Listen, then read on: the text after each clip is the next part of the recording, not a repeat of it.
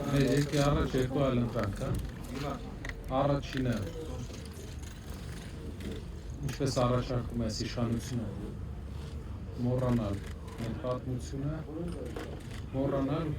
1.500.000 անմեղ սպանված հայերի ճակատագիրը ու դրա դիմաց պատկերացնում եք իրենք առաջարկում են մեր ամբողջ պատմությունը մոռանանք 1.5 միլիոն մարդու ճակատագիր մոռանանք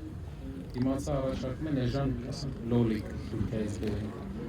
որն է մեր գնահատանքը ընդհանուր մենք մեր հանդեպ մեր որպես ազգ մեր ազգային ինքնասիրության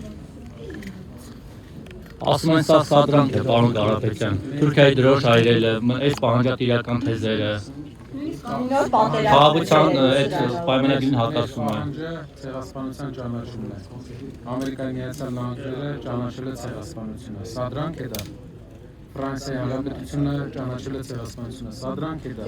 իհարկե սադրանք չէ,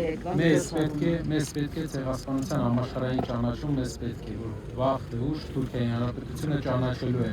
հայերի անմեղ, հայերի կոտորածը, ինչպես դա երկարաժամկետ տարածաշրջանում արդարության վերականգնման միակ լավ ճանապարհն է ազգերի միջև խաղաղության երկարաժամկետ եւ համերաշխության հաստատման միակ ճանապարհն է եթե մեկը ստիպում է քեզ 1.5 միլիոն քո ազգի մեծ նշանակալի մասի ճակատագիրը մոռանալ սպանդ իրականացնելուց հետո եւ դու ընդունում ես որ կարելի է քո հետ այդպես վարվել դու ընդունում ես որ քո հետ այդ մեթոդներով են շփվում երկրներ կան դուք նայեք հոլոկոստի օրինակով ինչպես է աշխարհում մինչև հիմա ինչպես ուժ վերցրեց Իսրայելի պետությունը հոլոկոստի իր տանջանքներից իր ազգի տանջանքներից եւ վերածվեց տարածաշրջանային տերության